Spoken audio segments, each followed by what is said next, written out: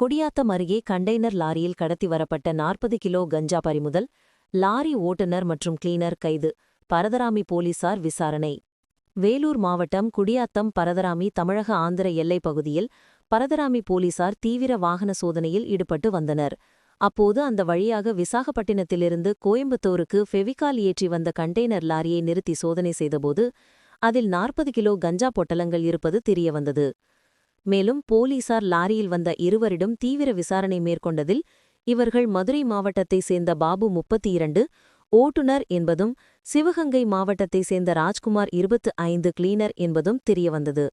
மேலும் இவர்கள் விசாகப்பட்டினத்தில் இருந்து வரும்போது முன்பின் தெரியாத நபர் ஒருவர் இந்த 40 கிலோ கஞ்சா பொட்டலங்களை அவர்களிடம் கொடுத்து இதை குடியாத்தம் அருகே சென்னையைச் சேர்ந்த ஒருவர் பெற்றுக்கொள்வதாகவும் அதற்காக அவர்களுக்கு 25,000 பணம் கொடுத்ததாகவும் விசாரணையில் தெரியவந்தது.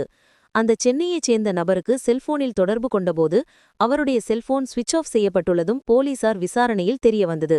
மேலும் இருவரையும் கைது செய்து அவர்களிடம் இருந்த 40 கிலோ கஞ்சா மற்றும் கண்டெய்னர் லாரி பறிமுதல் செய்து பரதாராமி போலீசார் மேலும் தீவிரமாக விசாரணை மேற்கொண்டு வருகின்றனர். தொடர்ந்து ஆந்திர மாநிலத்திலிருந்து தமிழகத்திற்கு வரும் லாரியில் கஞ்சா பொட்டலங்கள் கடத்தி வருவதும், தமிழக ஆந்திர எல்லைப் பகுதியில் வாகன தணிக்கையில் கஞ்சா பிடிபடுவதும் தொடர்கதையாக உள்ளது குறிப்பிடத்தக்கது.